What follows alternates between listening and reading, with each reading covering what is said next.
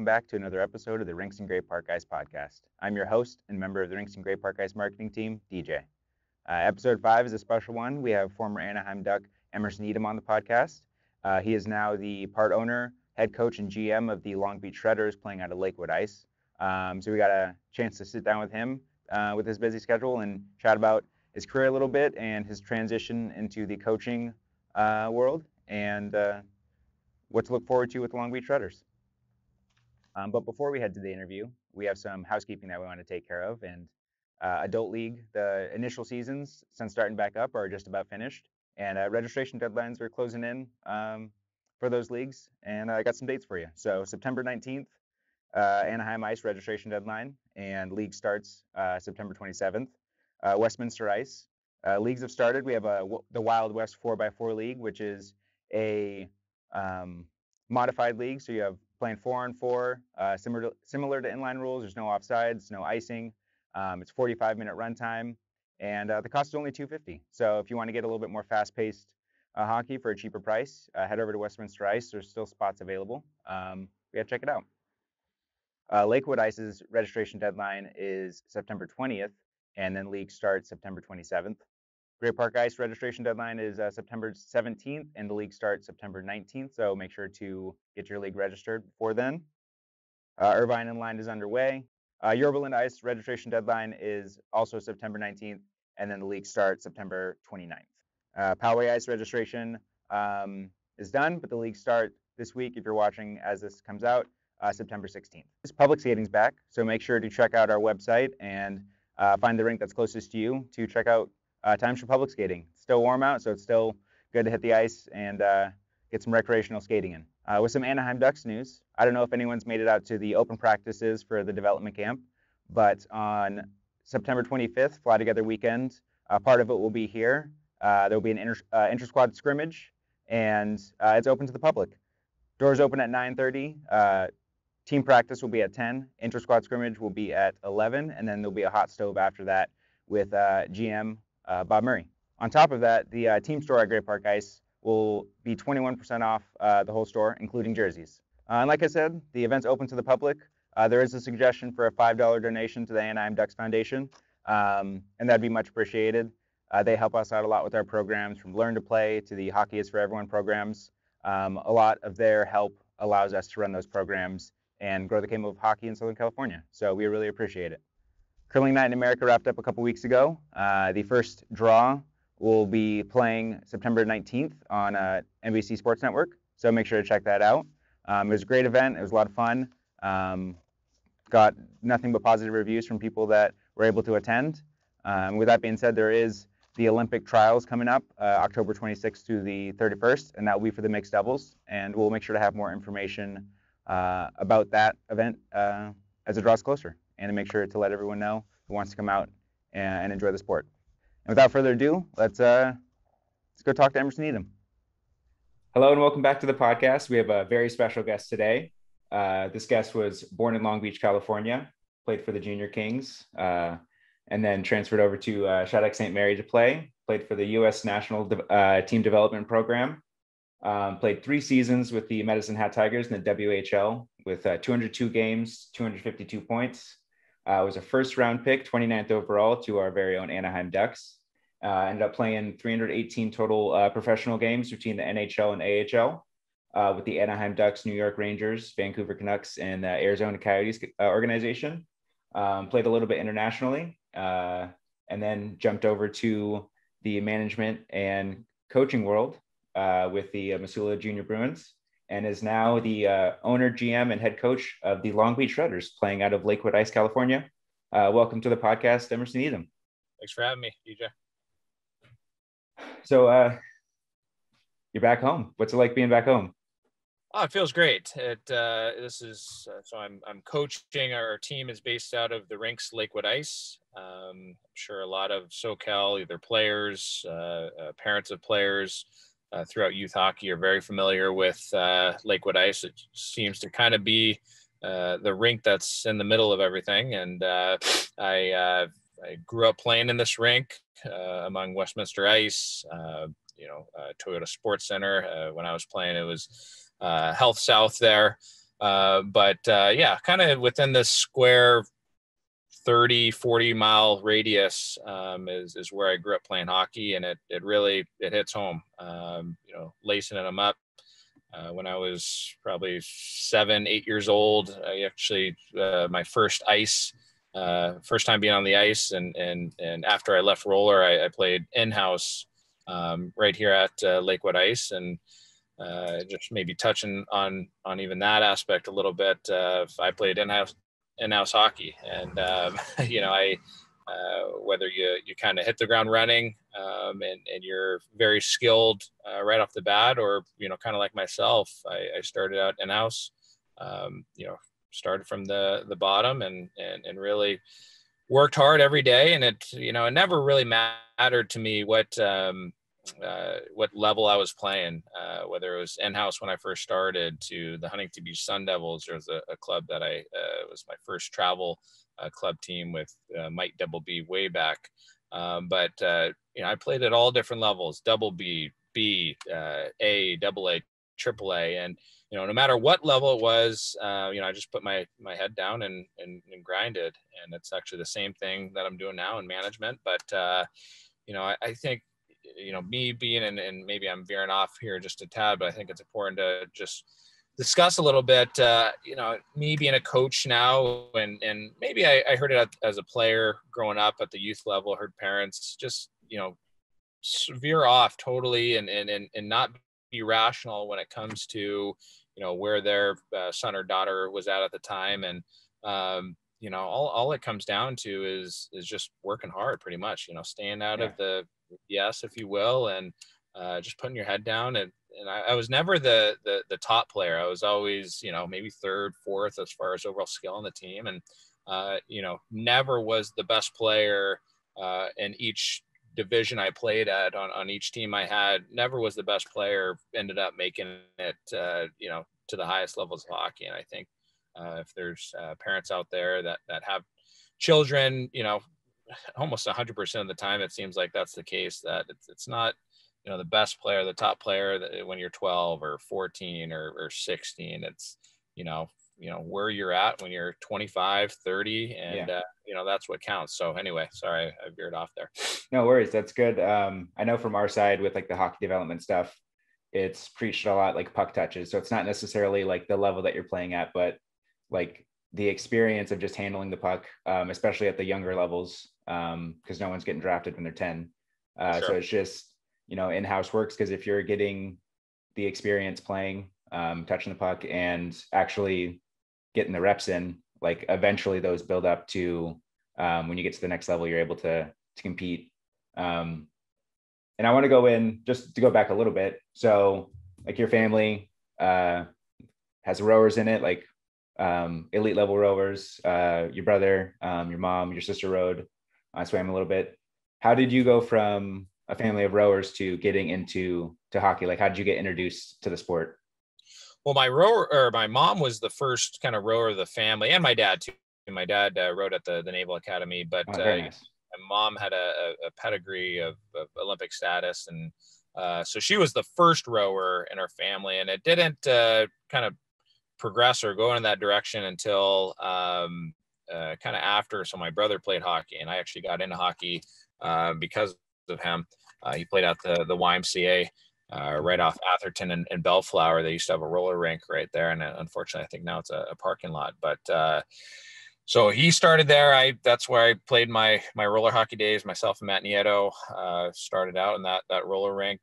Actually my sister swam at that YMCA too. So it's, my sister was a swimmer to start, and my brother was a hockey player to start. And when I wouldn't say they lost interest in those two categories, but whether it was just trying it out or bottom line, they felt that they were just better at rowing, and they switched on over.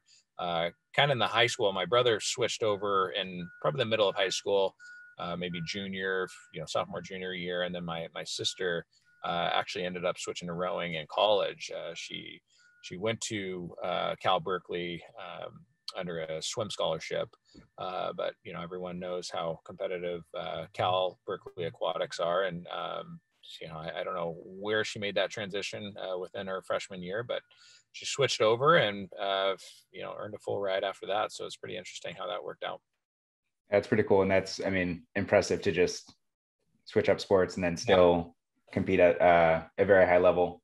Yeah. And as far as myself, just kind of within there, I stuck with hockey. I was always, just passionate about it. I always knew I wanted to do it for a living. And I just felt that was no better thing in life to make money and do something you love at the same time. So I like that. And just going on just like your experience with it and just seeing, because there's been a good growth of hockey in Southern California. Like, what was the landscape like when you were playing versus like what you're seeing now? Yeah, we were so kind of the first, the original first wave of high caliber, Southern California hockey player came with Noah Clarks of the world and Alex Kim. I mean, just D1 hockey players. Obviously Noah had his cup of coffee with the Kings there. But those were our idols to begin with, was the Alex Kims of the world and Noah Clark and Brett Sterling, and there's a few other maybe that I'm missing there. But that was just kind of the first wave, and then the second wave came with Mitch Wall and Rhett Rakashani and John Blum, and they were only a few years older than us. But that was kind of the second wave. I know the California Wave had that kind of iconic documentary there and their travels from the start of the season all the way to the national championships. And I still have that video and documentary. I think it's just fantastic. And so that was kind of the second wave there.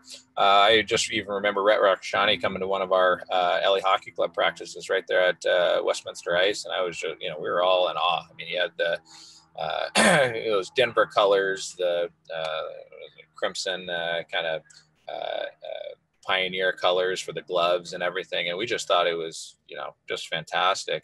And it just I don't know if players like Cam York and some local players are making it out to this these youth hockey practices, and but if they're listening out there, I urge them to. And even these D1 SoCal products, I know a couple of them are committing to Arizona State, but it just means the world to the players when high level hockey players, no matter if you're D1 college or in the pros, make it out to a skate. I mean, it's an hour of your time at least, or at most I should say, and it goes so long, and to have a D1 player at the time was just thrilling for us. And Rhett Rakashani being from SoCal, I mean, it just meant the world to us.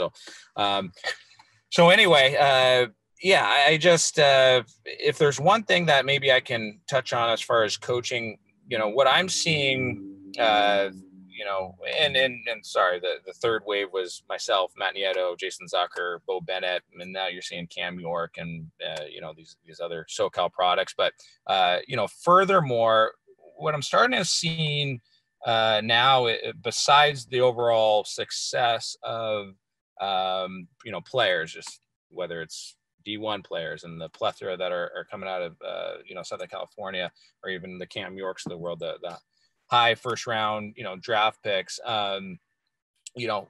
Besides that success, I am seeing a little bit of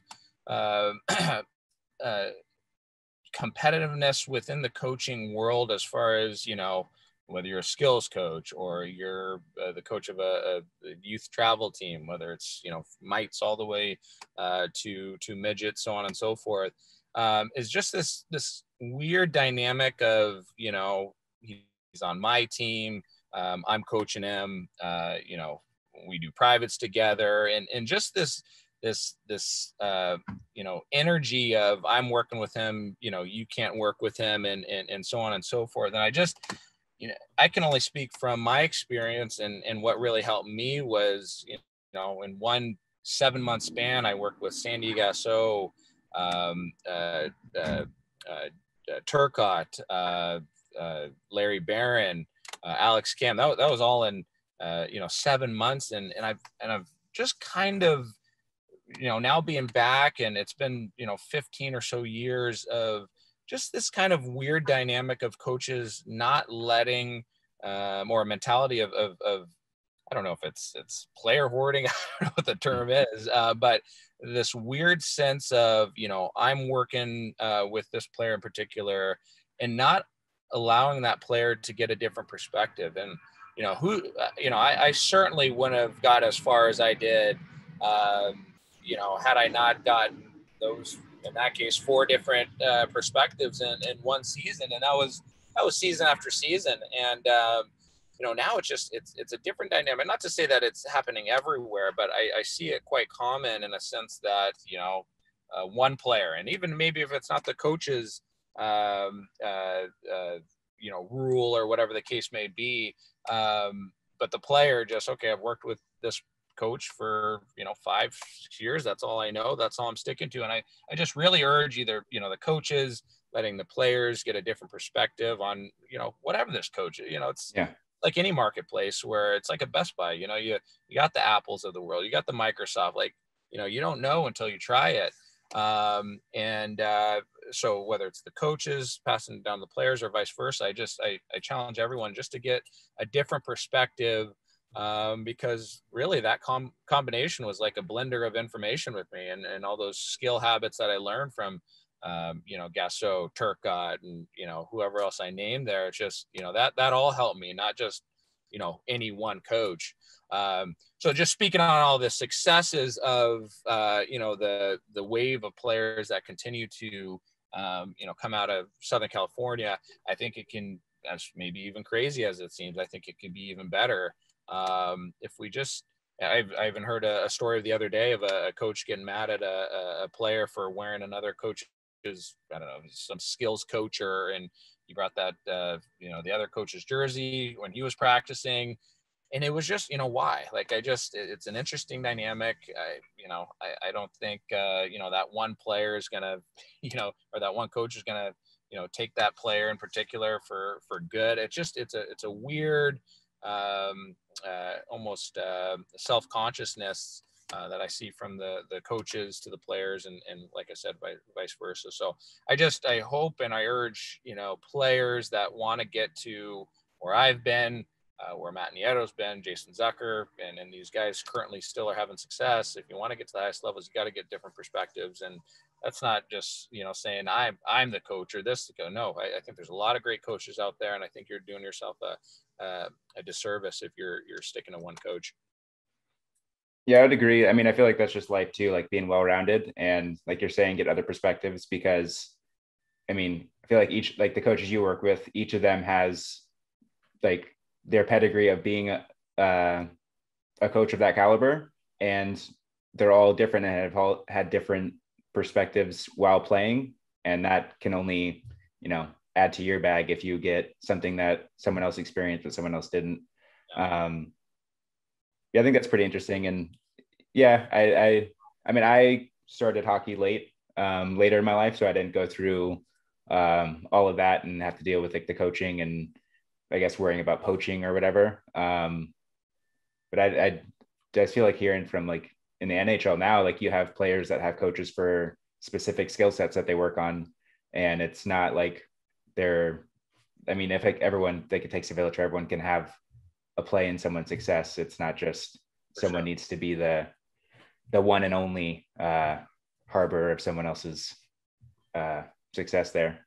So I want to touch on real quick just what it was like to be drafted by a local team, and then we'll move into like where you're at now with like the coaching and stuff like that. So what was it like being from Southern California and then getting drafted by a Southern California team with the Ducks? It was just just magical. I mean, it's, to put in one word, just really magical. I still have whether it's parents around the rink or close acquaintances, you name it, just still come up to me. Oh, I was there at at Staples Center back in 2010. I saw you got drafted, this, that. So it not only impacted me, but it impacted other youth players and parents, growing up at that time, or who either played with me or played against me, just was bypassing kind of around the rink. I mean, it just seemed like everyone had a connection, whether watching it, listening to it. And I still hear that to this day. And every time, I do hear it, I just think back to, what a moment that was. It was, I was go from being ranked 8 in central scouting, very early. I thought it was, potentially going to be a top 10, Kings, traded up, ended up taking Forbert. I thought that was going to be me, just the, being a local kid, a high draft pick. Once again, I was ranked 8th, and I think they traded up to either 15 or 16 in that year. I thought that selection was going to be me, and then just the emotions that went on in that whole day. Particularly picks 20 through 30. It's one of those. I think Dave Bolin was kind of ranked probably the same around me, around 8, and he ended up getting taken in the second round. I knew about that incident even before I got drafted, and I just thought that might have been kind of my scenario. And eventually, maybe pick 25, I was just like, you got to let it go. Whatever happens, happens. And you just have this. And at the end of the day, it obviously doesn't matter. Brendan Gallagher's, having a great career. I think he was a 6th round pick. And I think, year after year, we've realized, of course, that, it doesn't matter where you go. It doesn't even matter if you get drafted, really, that you have a huge chance of making it, and going back to just continue to work hard. Don't take that foot off the gas pedal. But, back to just my situation, I just, like I said, around pick 25, I was, whatever happens, happens. And sure enough, Bob Murray got up to the podium. And when I heard Long Beach, California, I obviously knew right away. And it was just sent chills down my body. At the time, I had about 50, 100 family. I know that's a big gap there. I don't know what it was, but over 50, family and friends just sitting right behind, or, to the side of me in front, and it just, to get those hugs. And it just, like I said, it's like it was yesterday, that whole moment. So it was pretty special. Yeah, it's pretty cool that one, like, drafted by a local team, and the draft is local itself. So I feel like it'd be easier to have family and friends come out to support. Like, that's got to be a pretty, I feel like, unique experience in the NHL, as it is to have your draft and like team be from where you're from. Transitioning into you're done playing. Did you take any time between playing and coaching? And was there any, like, when did you start thinking about joining that side of the world with the coaching and management? Yeah. And kind of talking about the last question, it's just really good to see Cam Fowler. We got drafted together, and him still just, having a marvelous career. That's just awesome to see, still keep in touch with John Gibson. So a lot of my close acquaintances with the Ducks are thriving and doing well. And that's fantastic. Not that I thought I would have been, done playing at, 29 now, but it just, it's good feeling seeing that, good people are having success, former teammates. That's Ryan Getzlaff all the way down.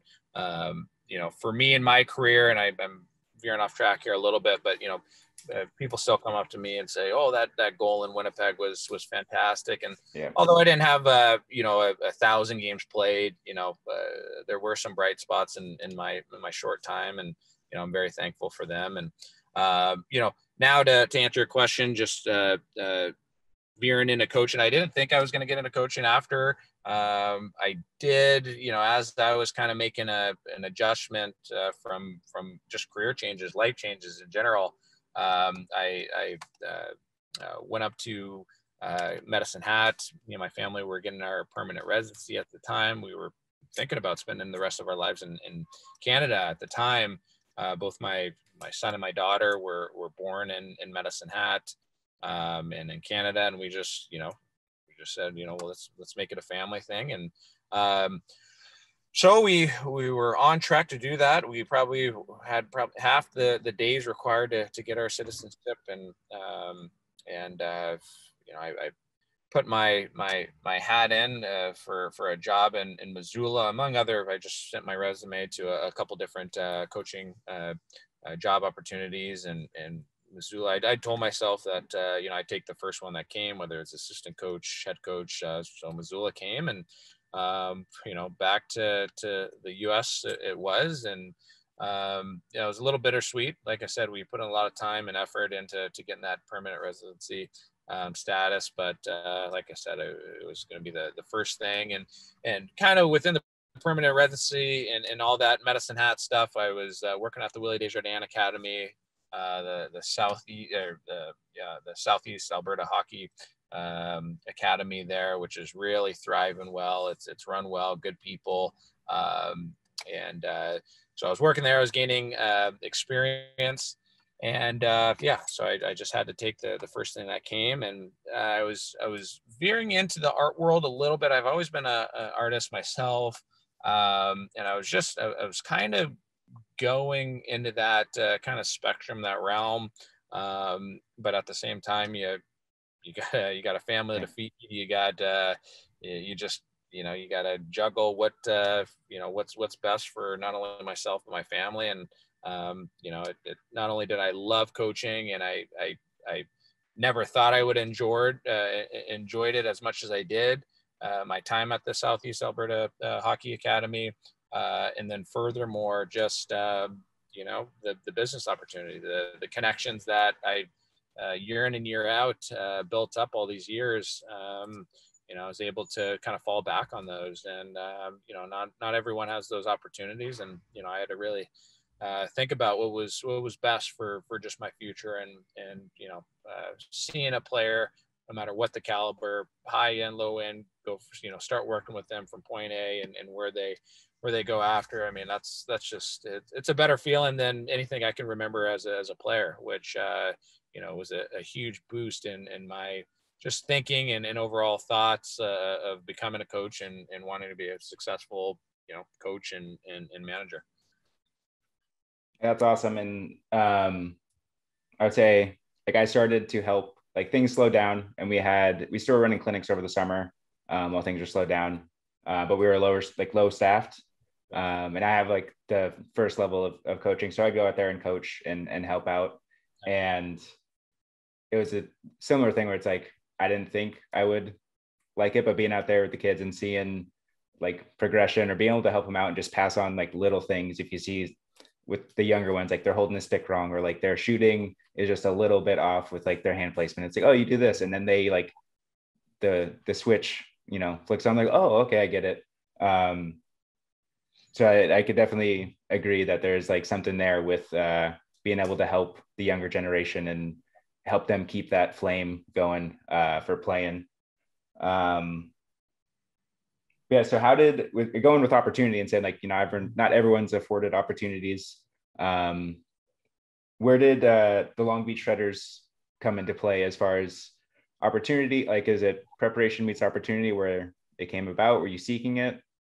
Yeah, so going back to, I got hired by Missoula. It was the Missoula Junior Bruins in Missoula, Montana. I've never even had heard of Missoula, Montana before, and looked on a map, and it was just like, okay, we're packed up and we're heading to Montana here. Never, obviously, in a million years thought for whatever reason I'd be living in Montana, but it's just a low key, awesome hockey environment. Whitefish is kind of an up and coming, market. Last time I checked, I don't know if it's changed the last couple of years, but Ian Cole had a place up there. David Booth is enjoying retirement in Whitefish.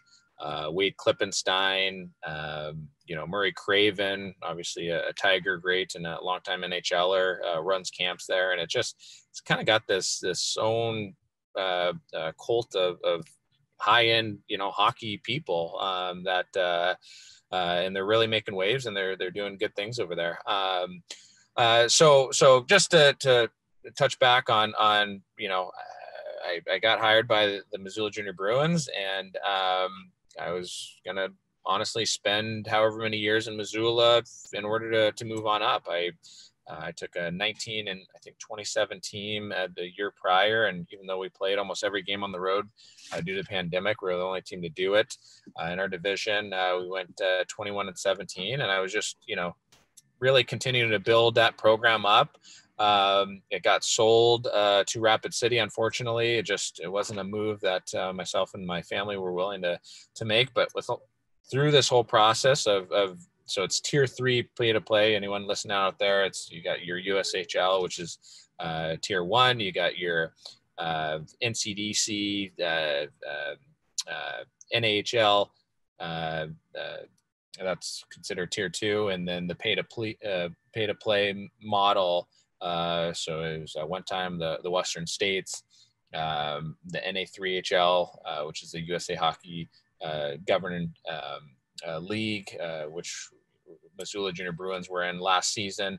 That's a tier 3 pay to play. And then we got the USPHL Premier, which is tier 3. So through my time in Missoula, not that I was expecting the team to sell and move elsewhere, but just being the first time general manager, seeing, the back end of things, how good of a business it is, and really having that financial backing of this pay to play model.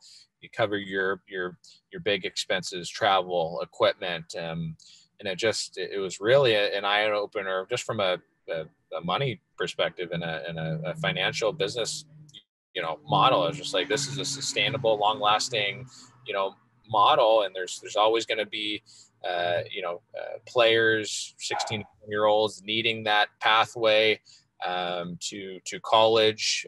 Obviously being tier 3 at that age, there's players their age getting drafted.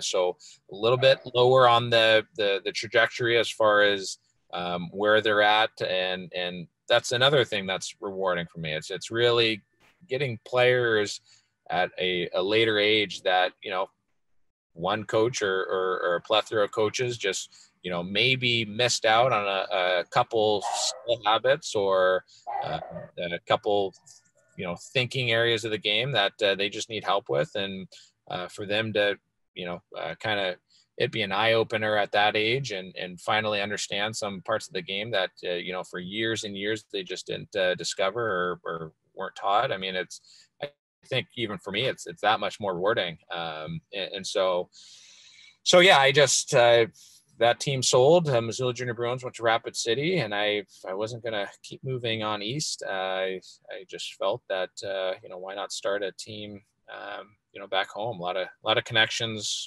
former childhood buddies who own businesses within the area, and of course family around here. A lot of support network stuff that for years and years that have been so good to myself and my family. We just wanted to come back and just kind of help grow the game here in a different way. So yeah, I like that. It's it's kind of very like storybook where it's like local player comes back, starts a team. And I mean, for us, like at least at the Rinks, like growing hockey is our main business. So to be able to facilitate that and like just be a facility for it, especially for, I think it's cool that you get to do it at the facility you grew up playing in. A little bit of a different name, not Glacial. Was that a Glacier Gardens? Yeah, it was Glacier, and I still catch myself to this day. I'm like Glacier, the Rinks Liquid Ice. Yeah. Ever since the Rinks, I must say, and sorry, there's background for any of you watching that. I'm in our team van, which is going to be in the shop, getting. It's going to be bright yellow with all our team decals on it and stuff like that. So that's where I am now. You got, as many people know, it's a big figure skating hub here at the Rinks Liquid Ice. I had to get out of the office there, a lot of background noise with the music going on. So I'm in the team van, cooking in here. I can imagine. So ever since the Rinks, and actually I have not been to the Westminster Ice rinks, but the Liquid Ice, ever since the Rinks, are now owning it, and the upkeep is just unbelievable, from the clean floors to, you know, the bathrooms, fresh paint on the wall. I mean, just the upkeep is just phenomenal. It's better than, you know, when I played here, you know, growing up, and that's just fantastic. It shows the standards of the Anaheim Ducks organization, what they want to do, and it's a small detail, but it goes a long way. You know, you know, the Ducks are saying it. You know, this is important. It means business, and just really in every which category, raising the standards, all the way down to the upkeep of the arena. And it's just, every time I walk in here in the morning, it's just a great atmosphere to be in. You got figure skating, you know, OC Hockey Club. I know they're having a few teams play out of here this season. You know, I see my old coach, Sandy Gasso, running privates and working with his group. And so that's fantastic. And it just really hits close to home. I experienced, you know, a lot of what I see today, I saw back when I was playing as a youth, and it's really fantastic. And, you know, what the rinks and the social media support that the Shredders, our organization, is getting day in and day out is fantastic. And that's the kind of, you know, support that we all need. I think we all enjoy seeing high level male and female hockey players come out of, you know, Southern California. I think we all have a good feeling, and it's just about, you know, helping each other out in any which way. So I really appreciate the rink support. Even, you know, having me on this podcast, it's phenomenal. But this whole warm, you know, we've been the Shredders organization has been, you know, welcomed with open arms, and it's a truly fantastic feeling. So yeah, I think what I like about hockey the most is like the culture of it, and from low level to high level, like everyone has something in common, and that's like the love for the game. So to be able to support in any capacity, like, we're happy to do it, because it only helps the game itself grow in the long run. And then you said you're getting the van dressed up with the colors and the decals. Where did the team name come from? Well, obviously the team name come from, because, you know, Long Beach, or got the surfer vibe. But colors, like, how did that all come about? Yeah, I didn't know it was just such a, and we're still, you know, we got just you know, fans on social media, you know, wondering where the merchandise is and all this stuff. A lot of these teams, you know, it takes the beginning of the previous season before they start playing to, you know, get all this stuff, you know, either acclimated or get going, as far as just, you know, t-shirts, jackets, merchandise, you know, you name it. And we're going at such a fast pace, a lot of time and effort, you know, trying to get this stuff up and running. You know, we got our website going, social media has been doing great. So anyone who's curious about what's going on, I think we've been doing a lot of great things early on, right off the bat. We've you know, besides the rinks, you know, a lot of people have you know, really reached out and supported this franchise so far, which is fantastic. I actually bought the franchise from Tom Meyer and the Anaheim Avalanche, and I just, you know, rebranded it, moved it to Long Beach, and he's been great as well with the support. So just anyone out there, you know, looking for maybe updates that, you know, maybe they see the Kraken do, or some of these other startups for as far as teams. We've just launched May 3rd. We filed the LLC, and it's really been a whirlwind. It's been you know, fast, you know, somewhat smooth sailing. I think you know, we've had some bumps in the road, but for the most part, it's because of the support, it's been easy. But at the same time, you know, we are a startup, so I just urge everyone to just be patient and know that we're doing our due diligence and trying to create the best you know, product for anyone who's interested in either myself and this part of the game. I think this is going to open up a lot of doors to junior players who maybe don't get the opportunity in the Western League, BCHL, you know, Tier 2, and I think that's important. So going back to your question about you know, the colors and overall idea, I just thought it was fitting. I always just say a lot of these teams are pretty generic when it comes to, you know, it's a junior team. It's not a minor league team, but I think baseball comes to mind in their minor league system. You see all these cool kind of even in Missoula, they were the paddle heads, which is, it was kind of like a moose in a canoe with the baseball paddle. It was very out there, but it is what it is. It's you gotta be fitting to where you're at. And we're not a NHL team. We're not even a tier 1, tier 2. We're just a tier 3 junior team. And I always wanted to match that kind of minor league baseball mentality of just kind of quirky fun. And I thought a lot of things rolled with Shredder's kind of that surfer mentality. I think our social media has been great, and just kind of rolling with that kind of surfer, laid back kind of kooky mentality that it just flows. Everything flows together, makes everything easier. So I think that's important. I think, whoever wants to start a team out there, there's a ton of, names that just kind of get lost just because it's been done before. And we wanted to do something different that was, I think a lot of people around here could relate to, and essentially, help bring in another culture, which is, kind of the extreme sports, not to say, surfers and, are overly foreign to hockey, as I know a lot of, beach people love the Ducks and myself included. But, just get a really kind of quirky, extreme mixed kind of all together, and maybe bring a new category of fans into the hockey world. So, yeah, I think it's definitely fun. And like you're saying, like with a lower level, you can have a little bit, it's not as serious or tight, so you can have some fun with it, and it makes it exciting. I mean, I for sure, I want to get a jersey. I think I saw that you guys were selling jerseys. I appreciate it. To rock that during some pickup hockey. Just because it's always good to have something that is like unique, stands out. And I feel like it definitely captures like the time right now, because everything is just like fun and eccentric, especially with like the younger generations. So I like that a lot. I think it's pretty cool. I appreciate it. And then just going into season starting up pretty soon. When's the season start for you guys? So our first game, I'm almost 100%. I'm gonna triple check here. It's September 16th, Thursday, September 16th. I wanted to be exact there. So we have a big triple header, 3 in a row versus Fresno Monsters. They always create a high quality team year in and year out.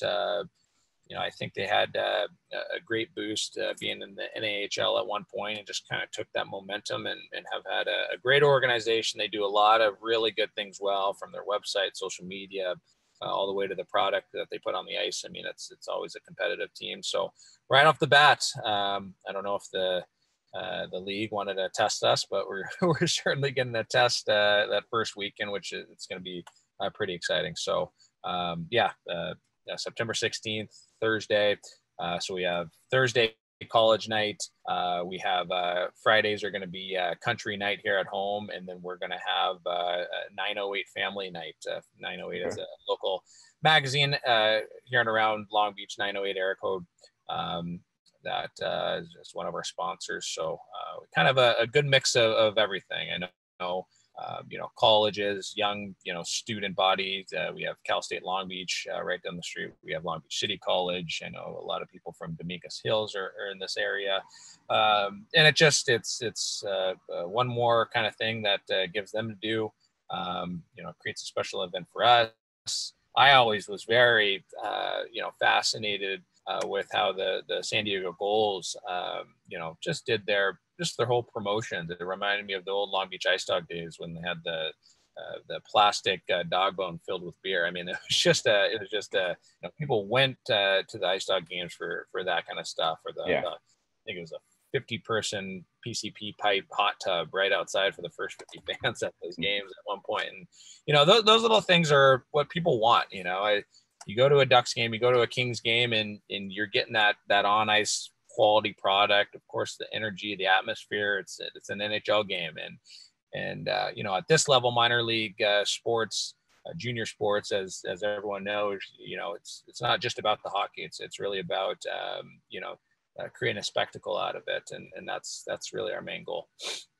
Yeah, I like that. I know some guys I play with they'd frequent the Long Beach Bombers games, and they were pretty bummed when that kind of went through.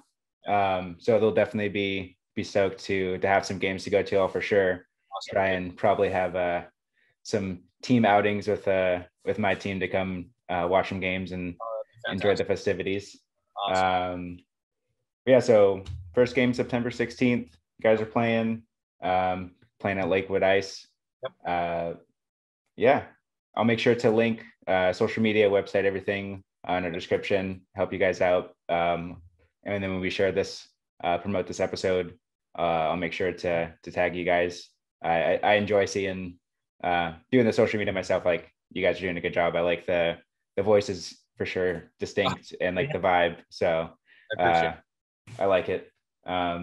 Yeah, thanks again for coming on. I really appreciate it. Hope you enjoyed it, and I'm sure I'll see you around the rink. I definitely want to come and capture some elements for our social media to share. Really appreciate it, DJ.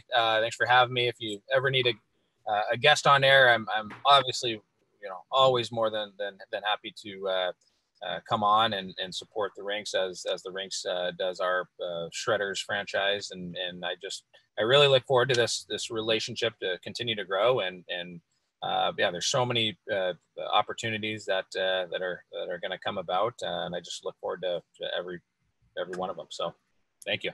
Awesome. We'll make sure to have you on again. Yeah. I'm gonna go shower now. Okay, for sure. I'm linking. No worries. All right. Bye. Appreciate it. Welcome back. We hope you enjoyed the interview. We really appreciate Emerson's time to come on and chat with us a little bit about his career and his transition into the GM and coaching world, and really look forward to the season ahead for the Long Beach Shredders. First game is September 16th, and we'll make sure to have a link for their schedule and all their information in the description. And as always, thanks again for tuning in. I'll make sure to have links to everything that we talked about in the description, and hope to see you at the rink. Bye.